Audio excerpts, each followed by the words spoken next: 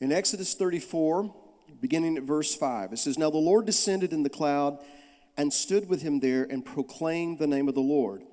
And the Lord passed before him and proclaimed, the Lord God, merciful and gracious, long-suffering, and abounding in goodness and truth, keeping mercy for thousands, forgiving iniquity and transgression and sin, by no means clearing the guilty, visiting the iniquity of the fathers upon the children and the children's children to the third and the fourth generation." And so Moses made haste and bowed his head toward the earth and worshipped. And then he said, "If now I have found grace in your sight, O Lord, let my Lord, I pray, go among us, even though we are a stiff-necked people, and pardon our iniquity and our sin, and take us as your inheritance." And he said, "Behold, I make a covenant. Before all your people I will do marvels such as have not been done in all the earth, nor in any nation. And all the people among whom you are shall see the work of the Lord, for it is an awesome thing that I will do with you." So I want to read this part because as it factors into what I want to share with you this morning. And two things, actually. And we'll begin with that last statement that the Creator made. That what he intended to do among his people Israel as a sign to all the other nations would be unlike anything the world had ever seen. But I also want to suggest to you that what he said to Moses 3,500 years ago didn't end 3,500 years ago. But that he still intends to do wonders among his people, unlike anything the world has ever seen before. And if you are like me and you believe that we are living in the last days, a time that the Messiah said would be unlike anything the world has ever seen before or will ever see again, then it seems to me that perhaps the time has come for there to be a people unlike anything the world has ever seen or will ever see again. And so, ladies and gentlemen, that means if we are living in the last days, and I am convinced in my heart that we are, but if we are, then that means this: you got picked. You were chosen to come into the kingdom for such a time as this. He didn't pick Moses to be here at this time.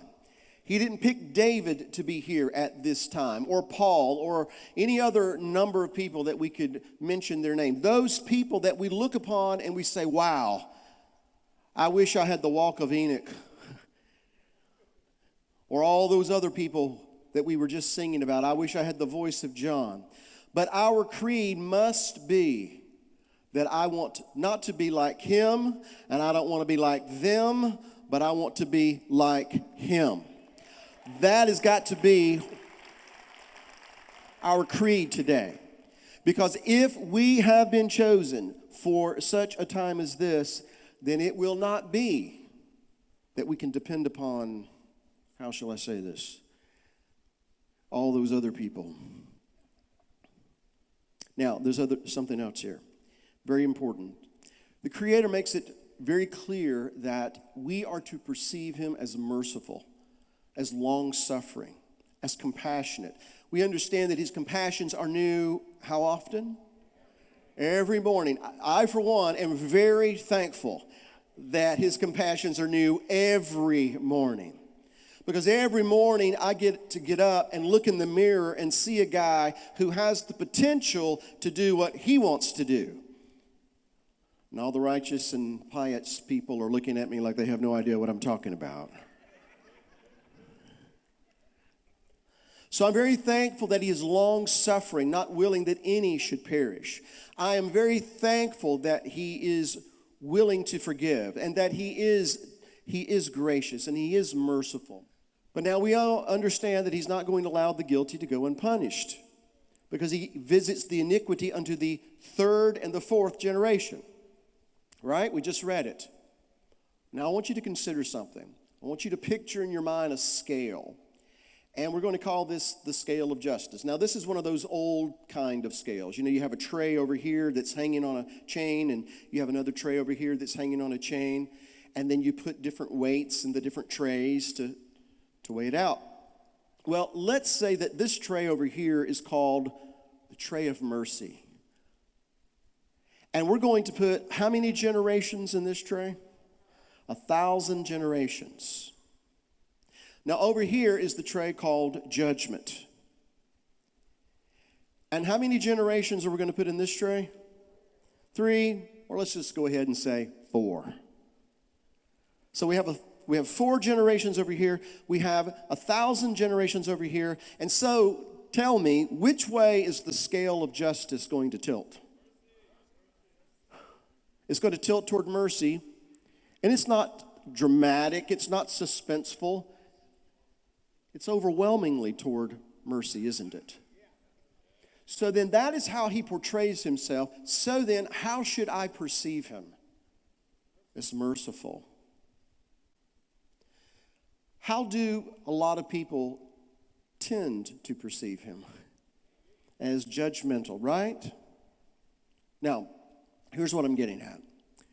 We believe that we're living in the last days. We believe that there are signs all around us that are saying that judgment perhaps is at the door. And I won't argue that. But we need to also keep in mind that if that is true, then that is somewhat of a last resort. Because he takes no pleasure in the destruction of the wicked. And by the way, neither should we. Because if he is merciful, compassionate, long-suffering, and he is the one that we need to emulate, he is the one that we need to pattern our lives after, if his image is the one we need to be conformed to, then how should people perceive us? What should we be? If he has been gracious unto us, shouldn't we also extend grace unto those those who hate us and who despise us? And this comes quite natural to us, doesn't it? I mean, it's just the easiest thing in the world to be gracious and be long-suffering and be merciful with people who can't stand us. But that's who and what he is. Now, let's go back to the scale. Now, it's tilted overwhelmingly toward mercy. We know this. But sometimes what will happen, and this is very important for us as his people, those among who he wishes to do these great and wonderful things in the world, a lot of times we will confuse his mercy and compassion with approval. But when we are continuing to live a life of disobedience, when we're continuing to do those things that he's already told us, you need to stop doing that, or you need to start doing that, and you need to work this out of your life, and we continue in these patterns and these trends, and sometimes this is the way it's happened with me, it brings me to the place where I have to pray, Father, forgive me of this again. Now I know that none of you have ever prayed a prayer such as that, but I've prayed that prayer more times than I'd like to admit. Father, forgive me of this again. Now, here's what I'm getting at. If we confuse his mercy with approval, here's what might be happening. We might be adding weight to this other tray. You remember when Abram, before he was Abraham, went into the land of Canaan, God didn't tell him to wipe out all the Amorites, all the Canaanites. In fact, he lived there among them, I believe, as an example, as a light in the midst of the darkness. But he did tell him in Genesis chapter 15 that know for a surety that your descendants are going to be sojourners in a land that is not their own. They're going to serve another nation. Of course, that means Egypt. And in 400 years, I'm going to bring them back out of that land. I'm going to bring them back into this land. But then he made this statement, but the iniquity of the Amorites is not yet full. So in the time of Abram, when he first went into the land of Canaan, the iniquity of the Amorites was not yet full. However, 430 years after that, Joshua and the children of Israel come into the land of Canaan, and what did the Creator tell them to do in regard to the Canaanites and the Amorites? Take them out. So it would seem then, ladies and gentlemen, that 430 years later, that the iniquity of the Amorites was full. Here's how I see it. That the Amorites had mercy for a long time, extended them, but all those generations, you know what they were doing? They were adding weight to that other tray. And so it got to a point that over the decades and over the generations that Eventually, this other tray, this one that he doesn't like to go to, it got full, and it countered the weight in the tray of mercy, and the scale tipped in the other direction, and the destruction came very quickly. So that brings me to this question.